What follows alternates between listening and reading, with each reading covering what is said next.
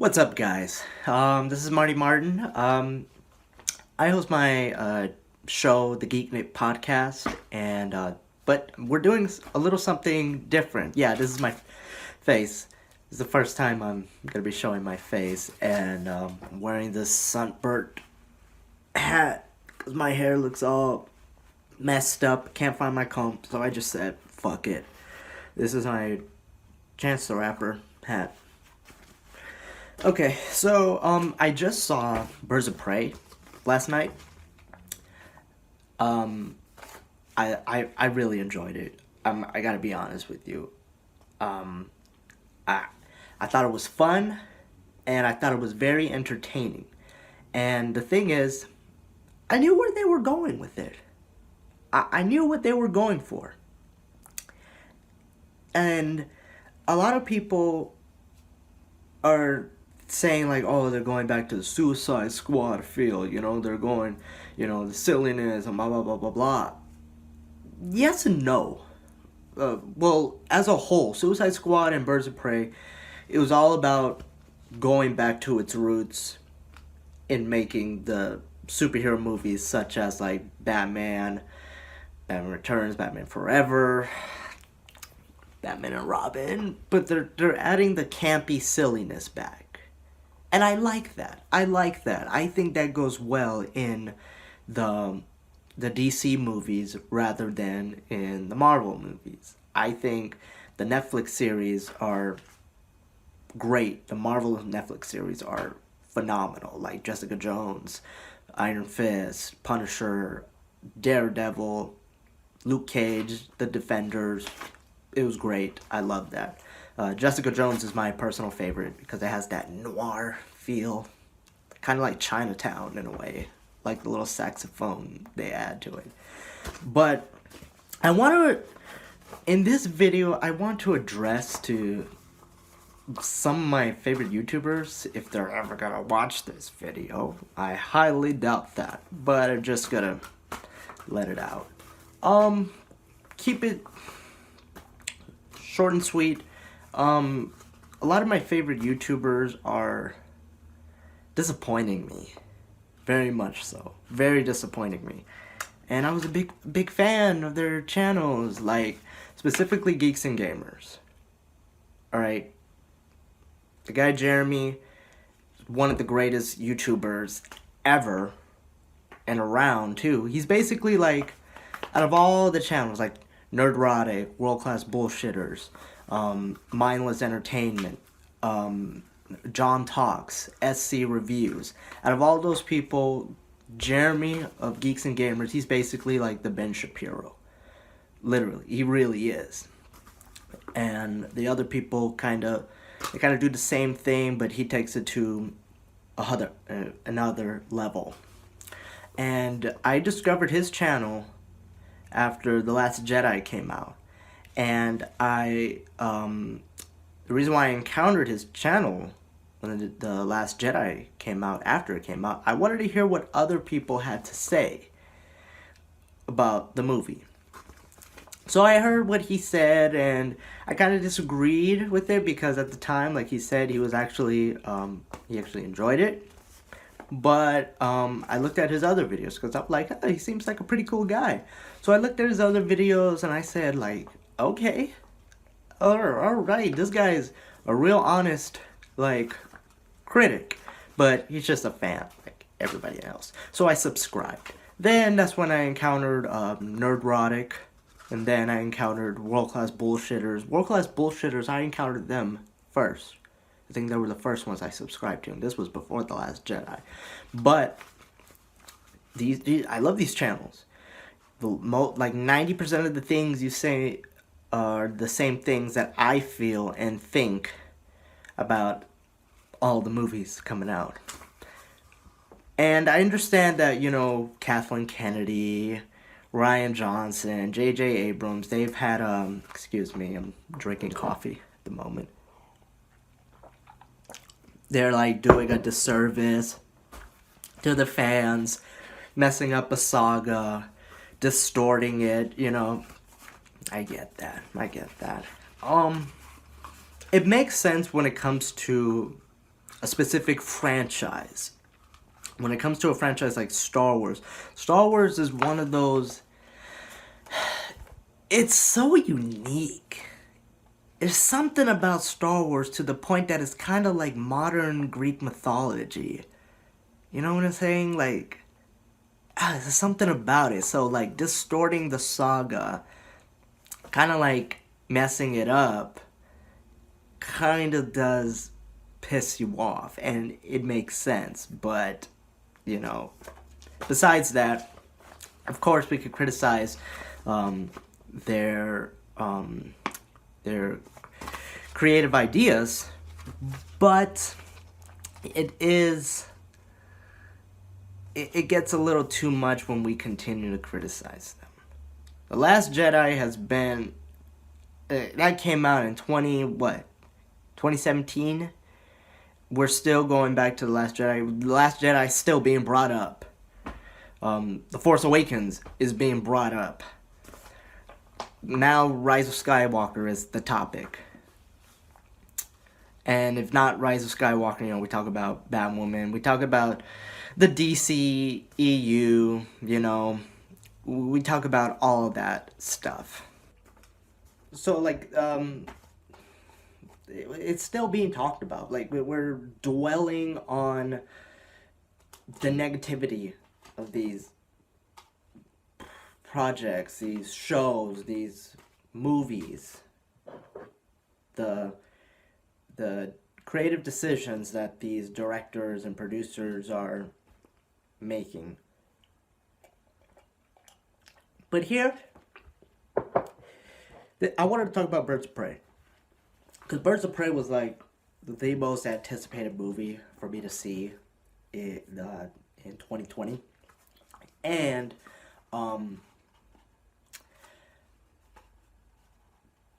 I'm a big fan of Harley Quinn. I love Harley Quinn. She's always been one of my favorite characters. I've since the Batman the animated series. Man, when I was a kid, I loved that show. I loved Batman the animated series. That was my shit. And so when Suicide Squad was announced to be made, I was like, finally, we're gonna get Harley Quinn in a movie. And when I found out Margot Robbie was gonna be in it, I'm like, oh, I'm down. She'll do great. She'll be perfect for it. You know, she was in The Wolf of Wall Street, but she had the look and everything, the face, the charisma. I'm like, okay, yeah, she can do that. It was either gonna be between her or Emma Stone. I think out of the two of them, Margot Robbie is perfect. I think Emma Stone could actually do a good Harley Quinn. You know, if they gave her like another spin-off Harley Quinn movie, you know. But so Birds of Prey comes out, the trailer comes out, I am stoked, and there are people that don't like it. And I'm like, why don't they like it? Well, they said it felt like it was all over the place. They felt it was just like, bleh, like crazy, like in your face, you know? And it just like wasn't good. That's what it was supposed to be, bro. That's what it was supposed to be. Do you not remember the OG, like Batman movies? Like, okay, it wasn't like colorful, like until Batman Forever and Batman and Robin. Look, you gotta give Batman Forever and Batman and Robin credit for the scenery, for the cinematography, the colors, all of that stuff. Okay, that was good. Okay, that was cool. Especially that scene when Robin, Chris O'Donnell's portrayal of Robin, when he's out in the street fighting those dudes in the alley, and they got this like face makeup, it's all green, glowing and everything. Like, oh man, it was awesome. Hey! Hey, let it go!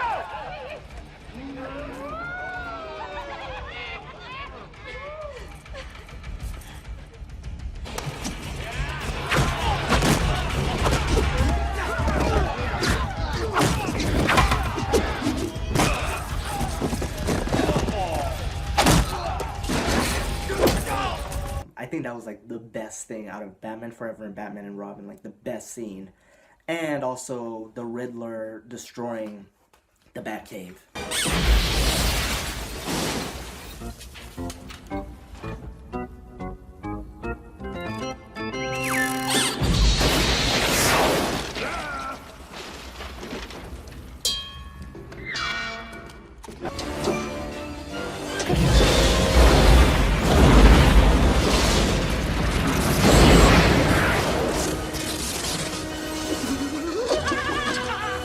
I thought that was pretty cool too.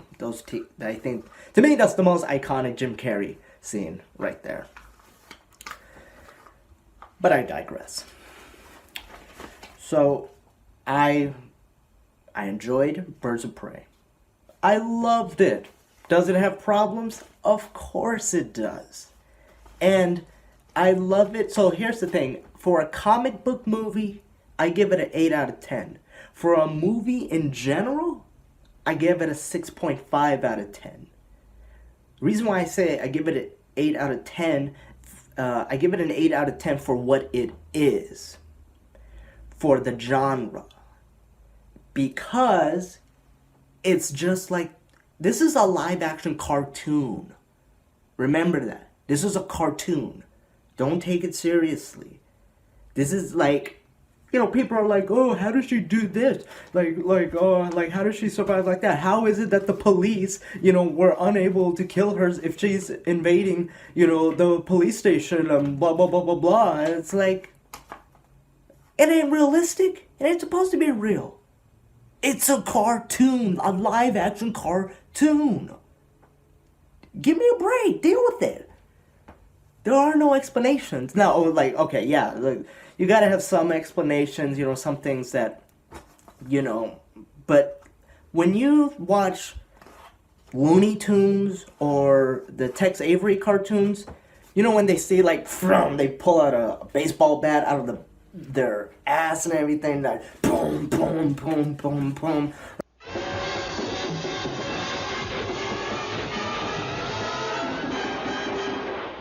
Now there's a well-built doghouse, man.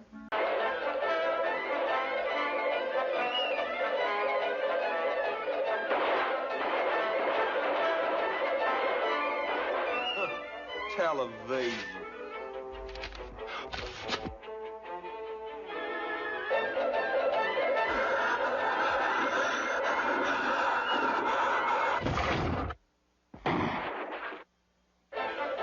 Don't ask us how we got the television set back. And then all of a sudden, they turn a wall into like a painting of a road, like, and then they actually go inside the painting and they run inside it.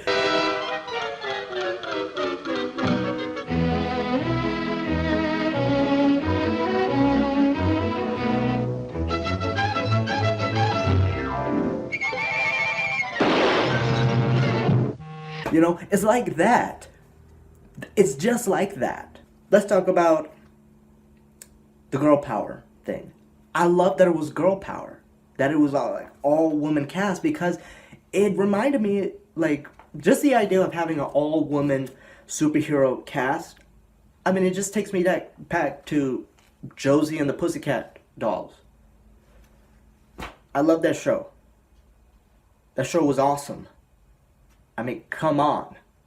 And then, like, some of the episodes in Batman the Animated Series, as a matter of fact, this is my favorite episode in the entire Batman Animated Series. It's Girls' Night Out.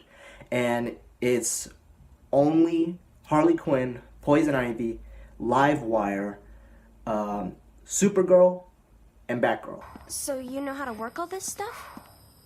It's my job. I'm a systems and data analyst at police headquarters. So how about you? Well, I kinda live on a farm. A farm? Like chickens and cows and stuff? Yeah? What about it? Fresh air, early to bed, early to rise, none of this constant night work, no big city congestion. You are so lucky. I've got a lot of chores. Chores, man, I always wanted to have chores. Ain't this place great, Sparky? Look at the iceberg. They've got real seals in there. And lots of water. Ah, come on. Where's your whistle? I don't do liquids. I said I was sorry. There's no Joker, no Batman, no Robin, just those 5 girl characters. And it was a girly episode, but it was so funny, so fun. And then there is a little bit of misogyny in it. I can't remember the guy's name, but Jim Gordon's partner, the fat guy, you know, like there's that subtle misogynistic behavior, you know, when he sees Batgirl and Supergirl, and he's like, "Where's Batman?" You know, like, you know, asking where are the other guys, and then she says, "Well, we're the ones, you know, doing the job right here." So she smoked you We put up a fight. and lost.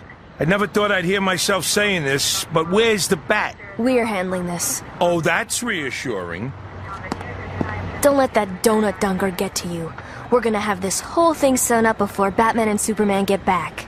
At the end of the episode, the reporter's asking him, like, "So who did all of this?" You know, because they captured all the criminals, Harley Quinn and Poison Ivy, and you know, he said it was Supergirl and Batgirl, and the Batgirl, Barbara Gordon, and what's the other girl's name? Supergirl? Can't remember. They're watching TV at Barbara's house and wearing a robe and towel on their heads, like they were doing makeup or whatever, you know, got out of the shower. So they're watching the TV, and I can't remember. He said something that kind of upset them, and then the girls were like, "What?" Livewire, Poison Ivy, Harley Quinn. So who was responsible for the collar? Just a couple of rookies. Rookies? You bum! Impressive. Well, they show some potential. Yes! So I'm going to talk about the problems about Birds of Prey and how a lot of you guys are wrong. Regarding Geeks and Gamers, Nerdrotic, world-class bullshitters, even SC reviews, a lot of you guys get things wrong.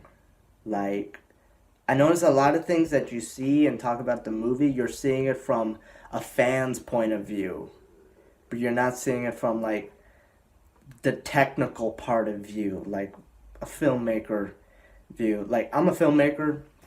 I directed 2 commercials, and I'm actually directing a crime drama web series that I'm actually going to release on YouTube. I actually resume back in production late this month, possibly the 24th or 25th. So, as an artist myself, as a writer as well, and a filmmaker, you know, I look at the technical part of, like, you know, how a movie works, how marketing works. So that's the number one thing I want to bring up. You know how they say, get woke, go broke? That's a funny line, but that's not really a reason why some movies don't do well. It's not at all. Maybe for the fans, but not for the general audience. General audience, they don't care about that. They don't care about that. They just want to have fun. They want to see a good movie. So, what was the problem with Birds of Prey? And I'm not going to talk about the story or, like, the plot problems. I'm going to talk about that in my review and the comparison of Girls' Night Out, the Batman animated series episode, with Birds of Prey. So I'm going to do a separate video on that. So, let's go with problem number 1. Bad marketing. So, I'm going to bring up an example. It was bad marketing. This movie had bad marketing. The worst. So, here's where it all started. So, during the Super Bowl early last year in January, there was a little, like, 15-second clip of Harley Quinn dancing, something like that. She had like a little lollipop in her mouth, and then the caption said, "See you soon." ... So yeah, that was a little teaser right there. I think it was the lamest teaser. It was like so unnecessary. So, and here's the reason why it was such a bad teaser. So, you have 3 movies coming out. You got Shazam. You got Joker. And then you're going to have Birds of Prey. So, here's the problem. Shazam, the trailer came out the year before. I think it was December. And looks fun. Everybody wants to go see it. Then Joker comes out. That goes viral. First of all, Joker. Joker is like on the top 3 most iconic villain. Top 3. Hands down. So when you have such an iconic, legendary, beloved, even though he's a bad guy, he's beloved. We like his character. We love his character, okay? You have to love the villain's character. You don't have to love the villain's, like, actions, but you gotta, like, people go to the movies because, there's a specific villain, like Avengers. Like, you gotta have a good villain. What's the point of having a good villain, like, if you don't have a good villain, what's the point of seeing the movie? You get what I'm saying? So, when Joker came out, the first trailer, the world, and the internet basically stopped. The trailer was amazing. Probably the greatest trailer ever made. And it was just mind-boggling. So then, Joker, next to Endgame, that was like the most anticipated movie. Big time. So, from April to October, in October, Birds of Prey first teaser, it wasn't even a teaser, it was really a trailer. If it's more than a minute, I'm sorry, that's a trailer. If it's like in the 2-minute mark, we're getting close to the 2-minute mark, that's a trailer. I don't know why they call it a teaser. But they released that months later. Everybody forgot about it. Everyone forgot about it. Okay?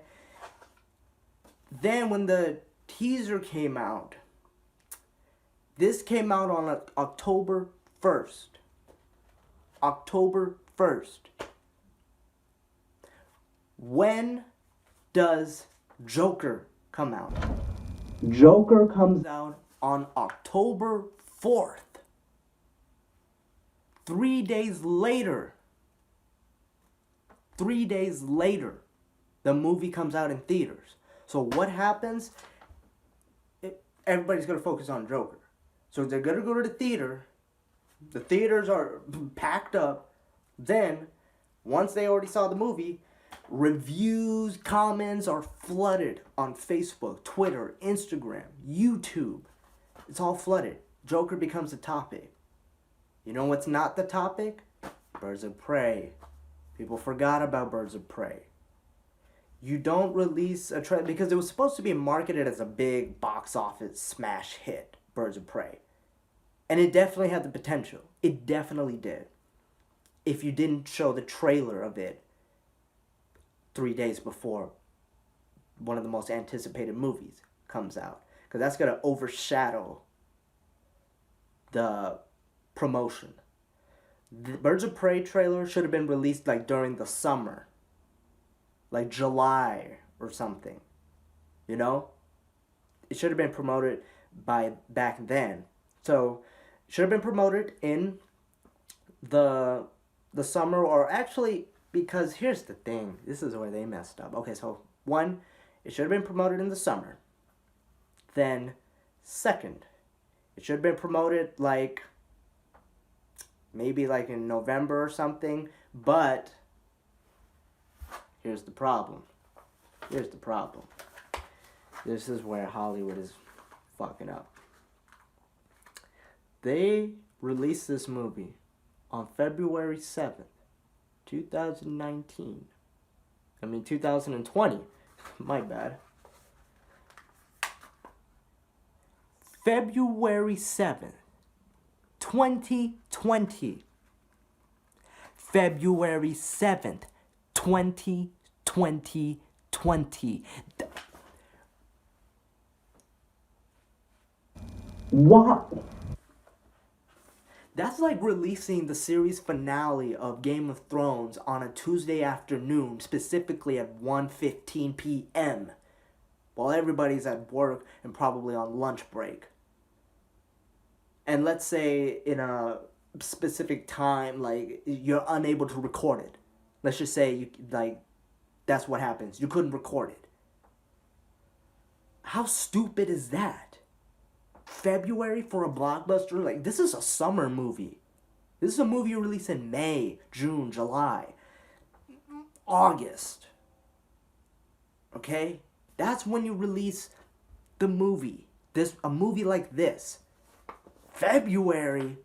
You know what's coming out in February? Horror movies, slasher films, disposable movies. All the movies that have been pitched and already been made that Hollywood knows the majority of the people are not really going to like it, they release it during that time. It's cheesy horror movie season.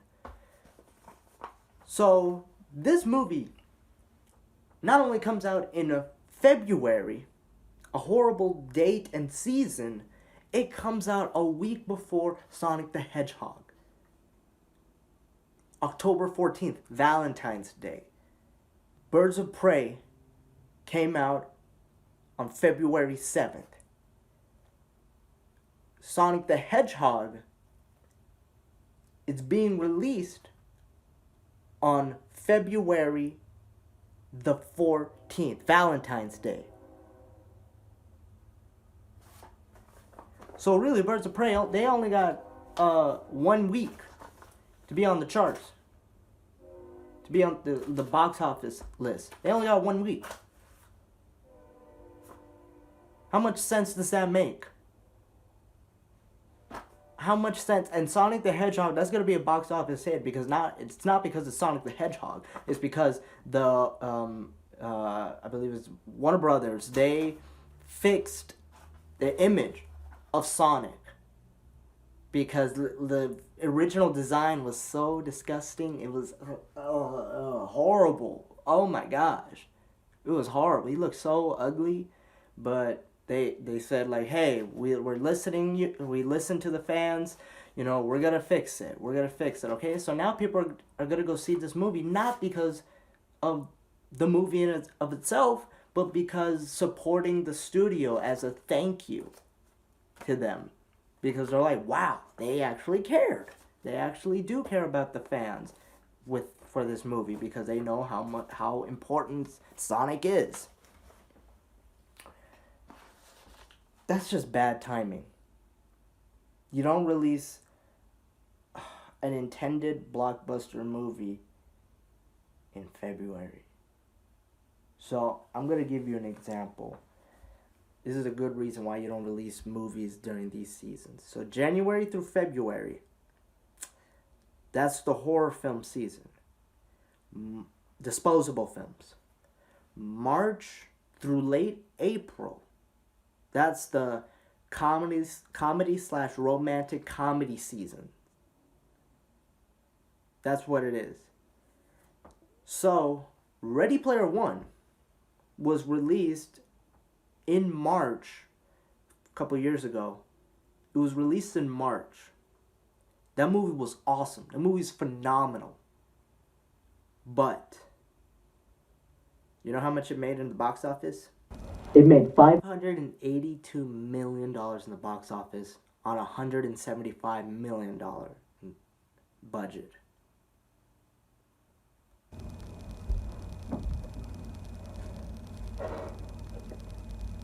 That's a June movie. Late May, July.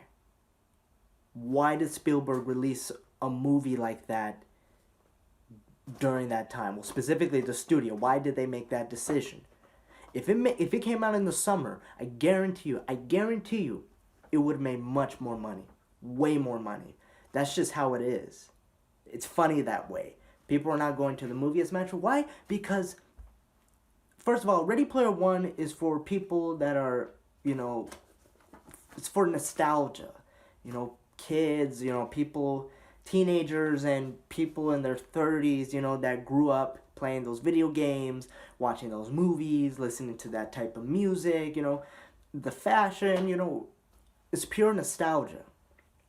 You would think it would be a smash hit. I mean, that is a hit, but we live in an age where billion-dollar movies are becoming a standard now. So, if it's in the $500 million realm, it's like, it's because not too many people saw it. So it's not much of a conversation. That's another thing. The reason why they want it to be a major topic is because they want people to talk about it, and it gives them a reason to do a sequel. It gives them a reason to do it, because then it's in high demand. During that time, young people are in college. They're in college. Okay? Ain't nobody got time to pay for a $12, $15 ticket. They don't have time for that. They're barely able to pay for school lunch, which is slightly better hospital food. Okay?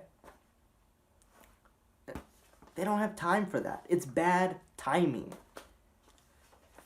So, I don't understand why they did that. So, that's why it's affecting Birds of Prey's box office performance. It's not about the wokeness. It's the timing. It's the release date. And the lack of marketing. Nobody even really talked about it. They released trailers too soon. Like, so what? They released the Joker trailer like in April, right? Like around that time, April, May, June, July, August, September, October. The movie came out in 6 months, okay? 6 months the movie came out.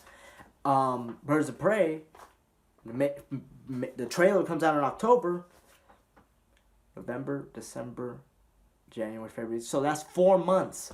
There's not enough time. Like, they're rushing it. They were rushing it. You can't do so much marketing in such a short span of time, because then you're catching people off guard. So people are excited for the Sonic the Hedgehog movie, which the trailer came out during the summer. So everybody remembers that.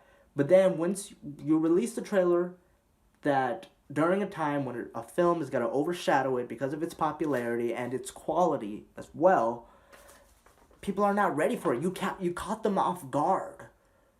They're like, oh man, Sonic the Hedgehog movie's coming out, man. I can't wait to see it. Oh, Birds of Prey? Oh, I forgot all about it. Jeez. I don't know what movie I'm going to see now. I can only afford to go see one. Dang, I love Harley Quinn. But I like Sonic too. What am I going to do? See, people are going to be dealing with that. Okay? So, bad marketing. This is to all the fans and the geeks and the nerds out there. My fellow geeks. Things change. Things change. You gotta try something new. You gotta try something new, okay? Cassandra Cain, she's a little Asian, chubby girl that steals diamonds, okay? Black Canary, she's black in this one. Renee Montoya, she looks nothing like the one in the comics. And Harley Quinn is part of the Birds of Prey, which she's actually not. They actually show that in the movie. She is not a member. She basically just brought them together. She's not a member. She just brought them together. And she has a dog, a hyena named Bruce, when she has two other ones in the comics and the animated shows that have different names. Here's the thing, right here. Here's the thing, guys. You gotta do something new. Comic book movies are not meant to have a specific, linear, accurate storyline. The movie Joker, there is not a single comic book that is like this Joker with Joaquin Phoenix. No. You're probably going to bring up, the Killing Joke, because he was a comedian and everything, but he didn't get involved with the mob. He didn't become the Red Hood, you know. He didn't have a mental disorder. He didn't have that, like the one that he had. He, didn't have a mother to take care of who abused him. You know, it's like, no. None of that happened. But we love it, right? Why? Because it's different. It's a whole different take on the Joker. And it's realistic. That's the thing. We like that one. That's an exception. But why do we get upset about Birds of Prey? That's hypocritical right there. People are saying, I like Joker because it's different. Then you go to Birds of Prey, and it says, she's not like this. The hyena is not that name. She's not part of the Birds of Prey and everything. This happens all the time.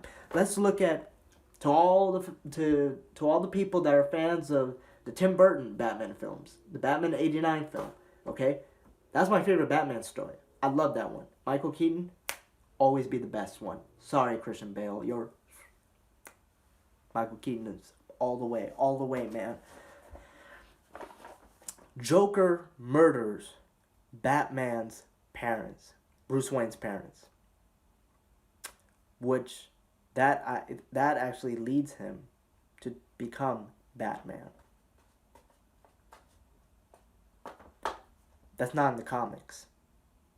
It was never in the comics. They did something different. But that's considered an iconic Batman film, right? Because they did something different. Joker. They did something different. Radically different. Made it quite similar to Taxi Driver and the King of Comedy. With a little bit of One Flew Over the Cuckoo's Nest. You know? That's fine. That's cool. But if it's Birds of Prey, then, there's a big frustration right there. So then that's why people on social media, they're gonna start calling you sexist, misogynistic. That's what they're gonna say, because all of a sudden you're complaining. You didn't complain about these other movies, but you're complaining about this one. Is it because it is an all-female cast? I don't think it is, but there are. Trust me, I know a lot of fans that are pretty toxic, and then a lot of other fans that are just passionate. That's the thing. And I'm going to get to that later as well. You obviously know from your time in the Star Wars universe, when you take on these pre-existing characters, fan bases have a great expectation of them. Do you feel the pressure of those fan bases, having been through it a few times now? Well, I don't really look at it, to be honest. I just try not to be involved. I think people hire me and trust me to portray these characters, and I trust that and myself, and I try not to get too involved. Fairly happy over the years, so that must take a little edge off. With this, I don't know. I mean, I don't think you can please all the people all of the time, but hopefully people like it. Things change, bro. Things change. Get used to it. Things change. It's not like it's a continuation of the Tim Burton Batman. Different storyline with Batman and Batman Returns. Different storyline with Batman Forever. Different storyline with Batman and Robin. Different storyline with Christopher Nolan's Batman. Okay? Different story of Christopher Reeve's Batman. Different story and version of Man of Steel with Henry Cavill of Superman. Okay? Different story of Wonder Woman. Okay? There's some differences in that. And different story with Suicide Squad and Birds of Prey. So all of a sudden, Birds of Prey gets the most hate. So then that's why people start questioning us and you if you are a sexist, misogynist person. Because let me tell you, it is hypocritical. It's very hypocritical to let these other movies pass and say, oh, they're different because they were a good story. So you're basically saying just because a movie looks like it sucks means that we start attacking it even more? Because that's really what it is. The movie doesn't look appealing to you, so you're going to find more and more reasons to hate it even more. Even if that's just all it is. You have an agenda. So then you have people in the comments of, first of all, guys, you're the minority. You're the minority. Nobody cares about you. They don't care about us.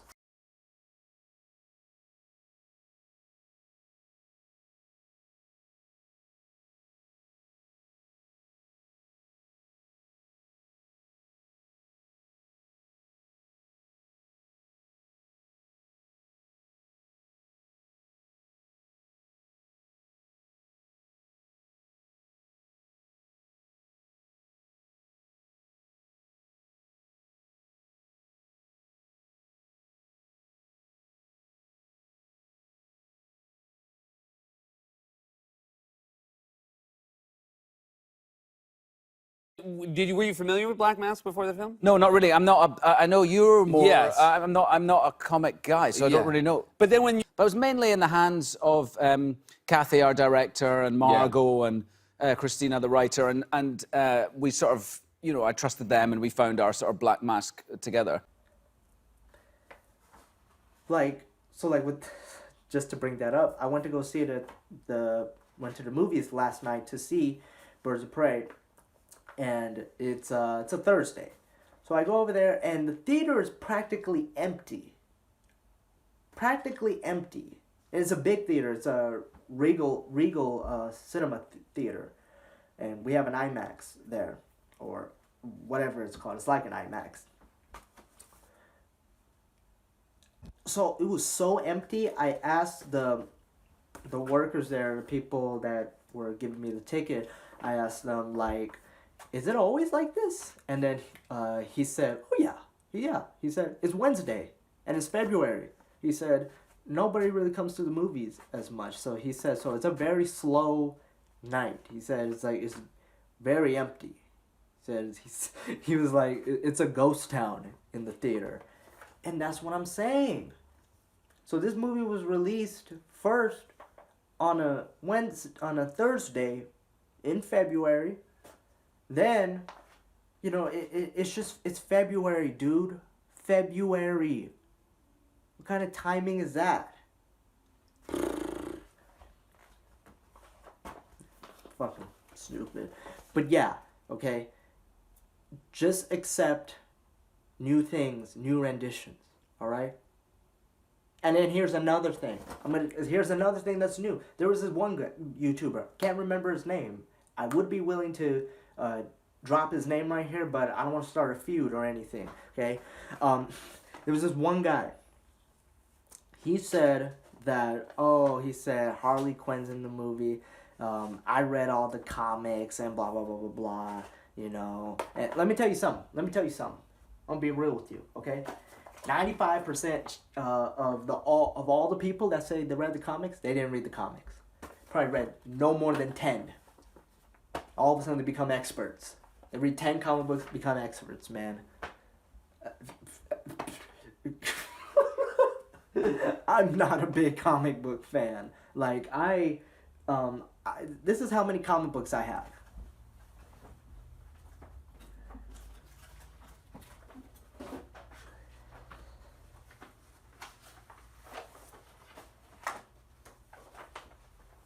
See, this is how many I have.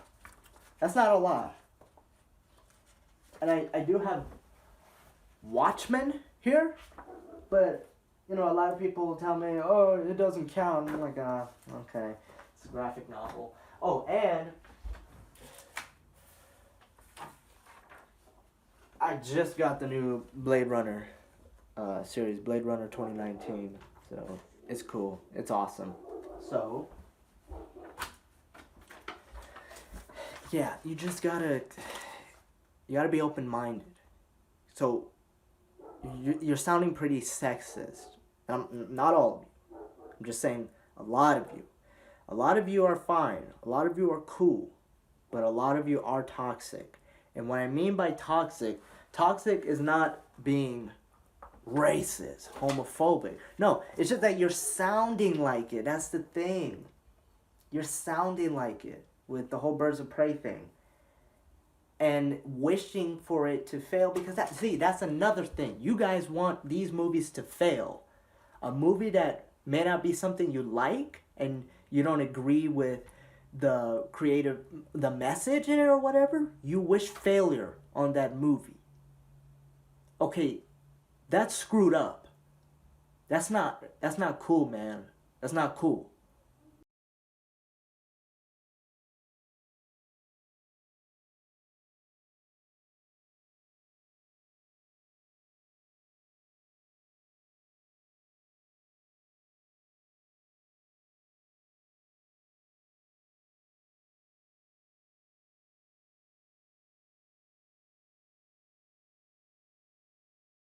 Okay, you have to take into consideration, these movie directors, they put hard work into it. They put so much hard work into it. Okay? I mean, me being on the set of just doing little commercials, it's so tiresome. It's so tiresome. On small projects. Imagine doing like a whole $80 million project. And not only that, it's more stressful when you have a producer, because you also have to look at it like this. A producer is basically, you're getting a loan from that producer. So, if you don't make a profit, and if you don't break even, that producer, and this happens a lot in Hollywood, they're going to spread the word to his or her colleagues and say, don't work with this person, because this person is not reliable to make movies that will do well in the box office. That happens. That happens. Being blackballed. So, just chill out. Chill out. If you don't like it, don't like it. Don't go around saying, I'm not gonna see this movie, this movie, blah, blah, blah, blah, blah. See, that's so close-minded, man. That's so close-minded. Like, you have a very small outlook on the world, man. It's like, you know how many movies, like, when I saw Alita Battle Angel, I thought it was gonna suck. I watched it, I'm like, this just looks like any other popcorn movie. Oh my gosh, just childish film, I watched it, I loved it. It was great. I had a good time. I saw Charlie's Angels on my computer, saw it for free, Putlocker, and, I just said, let me check this out, let me just see how bad it is. This past weekend, Charlie's Angels hit the theaters. Did any of you guys see it? Okay. And that's what we're talking about. Exactly. Unfortunately, the female-driven reboot tanked. Elizabeth Banks, who I'm actually a fan of, she directed it, she wrote and produced and starred in the film. She said if this movie doesn't make money, it reinforces a stereotype in Hollywood that men don't go see women do action movies. She then continued on saying they'll go and see a comic book movie with Wonder Woman and Captain Marvel because that's a male genre. So do you guys agree with what Elizabeth is saying? Didn't nobody even know this movie was coming out? I swear to God, I thought the same thing. We didn't even know. And I'm also surveying our audience, because our audience have women in the audience, and I just want to know, again, women only, please clap if you saw the film. Nobody knew that the film was coming. Two people. Yeah, say something too, because I work with Elizabeth Banks, and she's amazing. Awesome. She's awesome. But it might have been casting, because when you have it's action. The fact that it's an action film. You might have to. And I'm sure these ladies are lovely actresses. I don't know. I didn't see the film, but you talking about? Didn't nobody know? We only knew the lady from Twilight. That's all we knew. I know Kristen Stewart. It was like, The lady from I Twilight. recognize the woman Jasmine from Aladdin. I recognize her. I don't know them other two. Okay, I don't know them people. You know? Also, this is a woman's movie. See, y'all want to sit here and shout out to the publicists out there, but y'all should have came on this show, okay? It's no reason why it's an all-woman's movie. We have the youngest demographic in daytime. You should have came on here. You should have put your ad sales on here. Ask Harriet, if you don't know. Ask Harriet. Ask Girls Trip. You know, I'm just gonna humble brag on my own show. Get it? Get it? That's what you should have did. I think there's like a bigger question of action film genre. You think it's action as opposed to comedy? That's what she's saying. I don't know them. Well, I know what the the lady thing is, from Wonder Woman did Twilight. well. That's it. I know the lady from Twilight, and I Wonder was Woman like, did now I good. gotta go see her movie. I'm gonna go this weekend. All right, you want to go see it together? No, I don't know. I had fun. It was a fun movie.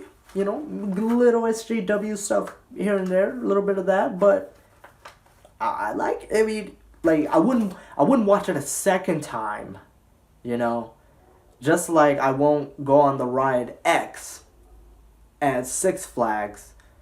Like, I hated it, but I also had a little fun on it, but I'm never gonna do it again. A great movie is something like you can watch more than 3 times. That's how I see it. That's a great movie. But this one, it was a one-time thing. I was just like, it's okay. It was okay. Birds of Prey, I could watch this definitely more than once. So, that's what it is.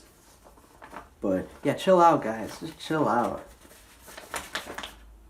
Okay. Can you read this? Fuck the politics, guys.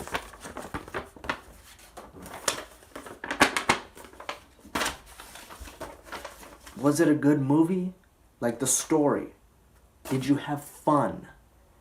Was it exhilarating? You know? That's what matters. That's what matters, dude. Like, yeah, there's some movies that may have they may be pushing an agenda, but overall, is it a good movie? Because you could have movies that have that one flaw, and that one flaw could be the political thing. Could be, but that doesn't make it as entirely as, you know, a failure or a bad movie, you know? It just isn't, dude. That's not how it works. And yeah, it's just very close-minded. It's just very close-minded, very close-minded. And I'm just talking about the followers of you guys' channels, people in the comment sections and everything, because I'm talking to them as well. I guarantee you, some of these guys are gonna be trashing me, coming after me. Yeah. But another thing too, if there's a movie you don't like, don't encourage other people to follow on the bandwagon. If you just dislike it, you know, on your own. And then other people, they just say, I just like this movie. Oh, I don't want to see this movie. You want a cookie or something? Who cares? Who cares you want to go see a movie? Okay? See, the reason why you care is because you don't care, but you actually do care. That's the thing. That's another thing I hate about other YouTubers or podcasters. You guys will say, you know, so Brie Larson said this, Kevin Feige said this, blah, blah, blah, blah, and then you guys start saying, we don't care about your views, we don't care about that, you know, blah, blah, blah, blah, blah. Then why are you talking about it? You're giving them attention. You're giving them the publicity. In Hollywood, in any industry that requires you to be on camera, all publicity is good publicity. That's the old saying. Even if it may be negative. Some people are crazy that way. They are so crazy. I mean, that's why people put Tide paws in their mouth or put their hands on a stove, because they want to get likes and views. That's all they want. It's all they want. So, did you have a good time watching the movie? That's all that matters, okay? Birds of Prey just had a little bit of SJW stuff, a little bit. little identity politics. But overall, I enjoyed it. Another thing, looking too deep into things. Sometimes a movie is not always political. If you're looking for it, if you look something hard enough, then you'll find it. You'll find something that's not there, so it could fit your view and agenda. Then you put something that's not there. Like, I'm gonna tell you something. Some people look too deep into things, and this actually happened, I think it was in the 30s or 40s, the movie King Kong. Marion C. Cooper, who is the director of it. The movie is basically about Beauty and the Beast. That's all it is.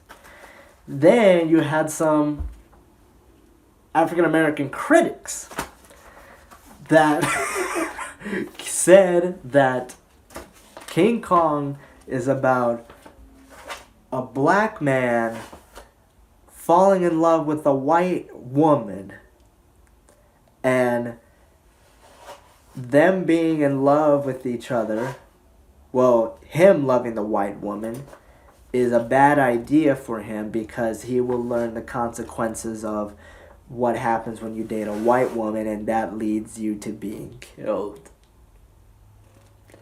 So it's an analogy of what happens to black people to dating white women.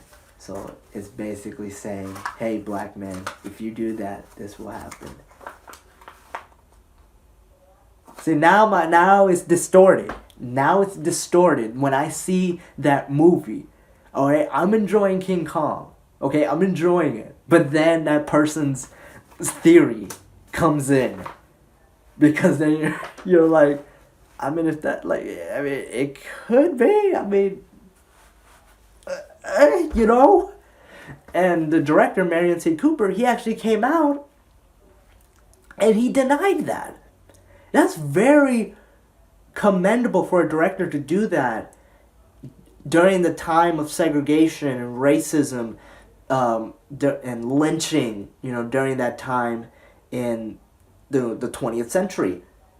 Like, that's very unheard of for a film director to actually come out and say, no, this isn't a propaganda-based film. I was not thinking of that. So, wow, even a director himself during a real racist time period, you know, came out and said, like, no, I'm not spreading propaganda about African Americans. Like, I'm not doing that. So, here's another movie, Tarzan. People were saying that there's this one rapper named Lord Jamar. This guy's a fucking clown, man. This guy is crazy. So Lord Jamar, he hates a rapper Eminem because he said Eminem is just a guest in the house of hip hop. Basically, you know, he shouldn't be like regarded as like the same level as Tupac, Biggie, Smalls, Eazy, Beast, Wu-Tang Clan, Tribe Called Quest. So he's saying he shouldn't be in that group, that category of acceptance. So then he brings up an analogy of, you know, he's saying Eminem is like Tarzan. He said Tarzan is the story of a young white man who was raised by apes for him to be among them, and he ends up later becoming superior because of him being a human and tries to take control of the apes and everything. And I'm like,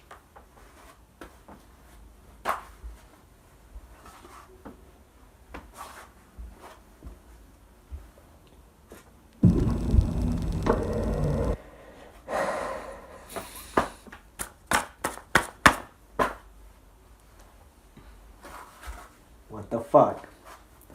What the fuck? Bruh. You be looking too much into things. That's what happens, man. That's even some of the Illuminati conspiracy people. They'll bring stuff up, like some of it's like, okay, that kind of makes sense, you know, I can see that. But then they start saying, like, oh, human animal hybrids and everything, and we're able to produce cow milk. Like, what? So you start seeing things that aren't there. Like, what the? I know some InfoWars fans and Mark Dice fans are going to be coming after me, saying like, oh, you're defending the Illuminati by saying it's not there, you know, that there's things that we look too much into, you know, saying that we're stupid at times. Yeah, well, I'm not defending the Illuminati. I'm just saying you guys look way too much into things. So, and you take movies too seriously, guys. Take it too seriously. It's a movie. Okay? It's just a movie. So, yeah. You also have to consider there are different directors and different writers. Like, there are different styles today. You know, because I know people bring up, like, oh, well, Princess Leia was a good, you know, character, female character. Ellen Ripley was a great character. Sarah Connor was a great character. Yeah, but the people that created these characters, they were masters at storytelling. Like, these are geniuses. You have 3 iconic, legendary, genius storytellers. George Lucas, Ridley Scott, James Cameron. Okay? These guys really can't be compared. They really can't be. That's like comparing Fall Out Boy to the Beatles. You can't compare the two. You can't. What? You're gonna compare fucking the All-American Rejects to the Beach Boys? To the album Pet Sounds? Yeah. Man, it's insane.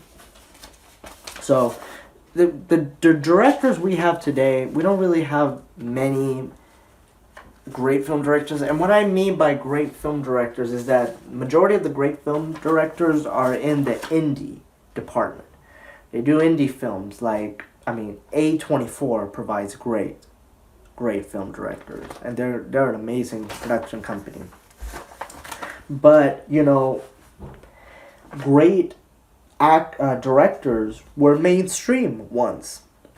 Spielberg was mainstream. George Lucas was mainstream. James Cameron was mainstream. Ridley Scott was mainstream. Even Scorsese became mainstream. You know? And, who else? Brian De Palma. You don't really have directors at that caliber around today as mainstream. As mainstream artists. You don't have any of that. So of course, movies are probably not going to be as good as the past, and like you can't be comparing them to the past because it was a different generation, different time period, different people. Just different people. Hopefully someone else will come out and take the mantles. Here's the thing. It's like, here's the next thing I gotta say. In the words of Harvey Dent, you either die a hero or live long enough and see yourself become the villain. For a lot of my favorite YouTubers, this is what you're doing. You're turning into the critics, dude. You're the same.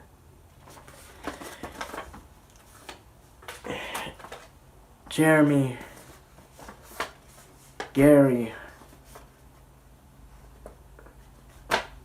everyone from World Class Bullshitters, John Toggs, SC Reviews. Guys, you're doing the same thing. You're no different than the critics. You're just on the other side. You're on the other side. The difference is you're not putting the identity politics to your views. No.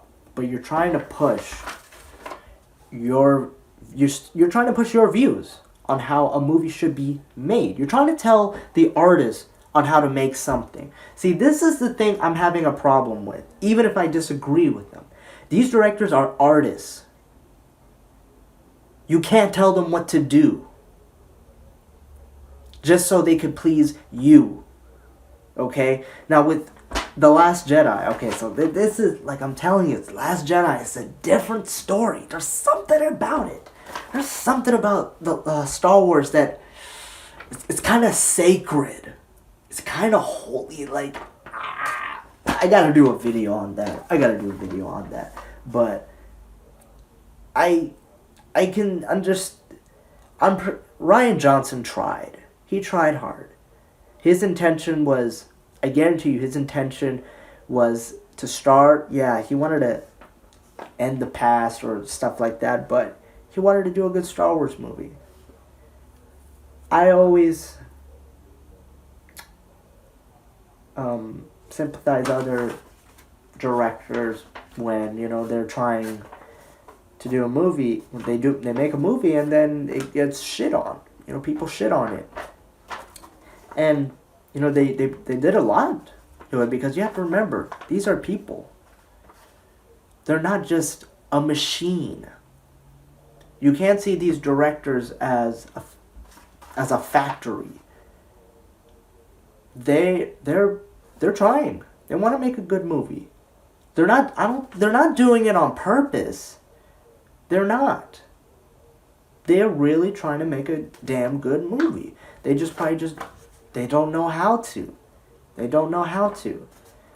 So I don't think we should be telling, like, the whole petition of getting rid of, like, Brie Larson, you know, that is so childish.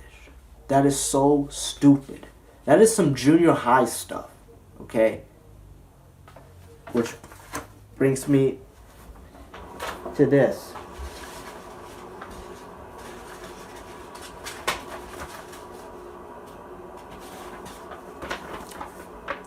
Stop whining.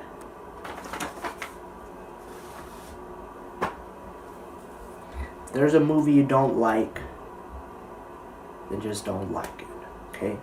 Just that.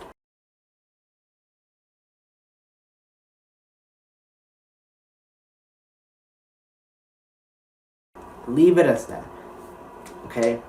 Like, I'm gonna be honest with you, there are some horrible movies that I actually like. I'm gonna give you an example. This is a guilty pleasure. I will watch this movie out of enjoy. Like I actually like it, but I know it's horrible. I know it's bad. I know it's a bad movie, but I really enjoy Godzilla. I'm talking about the 1998 Godzilla with Matthew Broderick. And what's his name? Jean Reno? I really enjoyed that movie. I know the dialogue is horrible. It's the plot is bad, the acting is bad, but I have fun watching it. It's really cool.